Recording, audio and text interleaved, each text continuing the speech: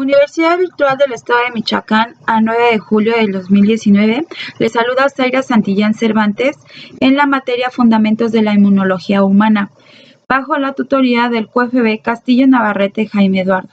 En esta ocasión hablaremos de la naturaleza de los antígenos y anticuerpos. Comenzamos.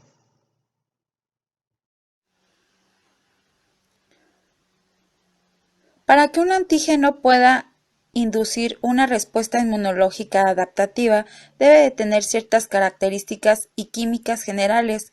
Cuando estas condiciones son favorables y los antígenos son capaces de incluir una respuesta inmunológica, se le llama inmunógenos. Por lo tanto, la inmunogenicidad se refiere a la capacidad del inmunógeno de inducir una respuesta de anticuerpos y o una respuesta medida por células. Un antígeno es cualquier molécula que se une a los receptores de los linfocitos T y B, es decir, al CTR o al BCR o a los anticuerpos AB. El término inmunógeno es más amplio, ya que además de interaccionar con los receptores, esta molécula es capaz de generar una respuesta inmunológica, lo que activa adecuadamente a los linfocitos T y B. Se han propuesto diferentes clasificaciones para estudiar los antígenos. Enseguida se mencionan algunas. Los antígenos se clasifican en naturales, artificiales y sintéticos. El inmunógeno, por su parte, se define como una sustancia capaz de inducir una respuesta inmunitaria específica y de reaccionar con las moléculas generadas durante dicha respuesta. El antígeno Ag, molécula de procedencia exógena o endógena que resulta extraña al organismo, puede ser específicamente unida por un anticuerpo o por un receptor de célula T, pero no necesariamente genera una respuesta inmune. Para que un antígeno pueda producir una respuesta inmunológica adaptativa, debe tener ciertas características físicas y químicas generales. También influyen en la inducción de la respuesta de factores inherentes al individuo, como su estado nutricional, su fondo genético. Además, la vía y la dosis de la inmunización empleadas modifican la inmunogenidad de un inmunógeno. Con estas condiciones son favorables y los antígenos son capaces de inducir una respuesta inmunológica que se llama inmunógenos. Por lo tanto, la inmunogenicidad se refiere a la capacidad del inmunógeno a incluir una respuesta de anticuerpos. Ahora bien, hablaremos de la estructura y los tipos de anticuerpos. Los anticuerpos son parte esencial de la respuesta inmunológica.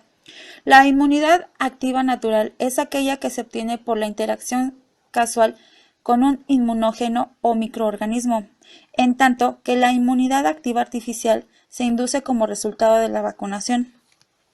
La inmunidad pasiva natural y la artificial consisten en transferir anticuerpos generados en un individuo diferente al receptor.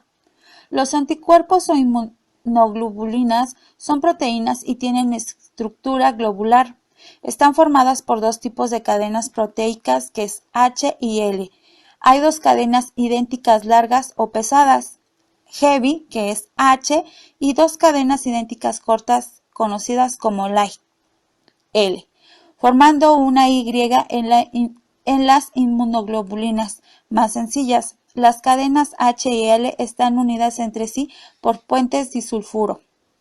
Tanto la cadena H como la L tienen una gran región variable, que es la que se une con el antígeno. Esta región presenta una secuencia de aminoácidos distinta a cada anticuerpo. Hay una región constante igual que las inmunoglobulinas del mismo tipo con la función de unirse a fagocitos y linfocitos B. A esta región variable de las cadenas H y L de los anticuerpos se une a los antígenos, se les llama parátopo, la región del antígeno a la que se une el epítopo. Clasificación de los antígenos. Se han propuesto diferentes clasificaciones para estudiar los antígenos.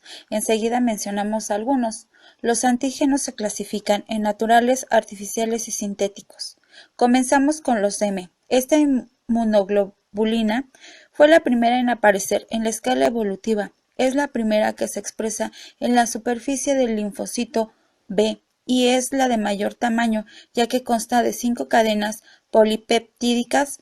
Es también la que aparece en mayores cantidades durante la respuesta inmune primaria y la principal activadora del complemento.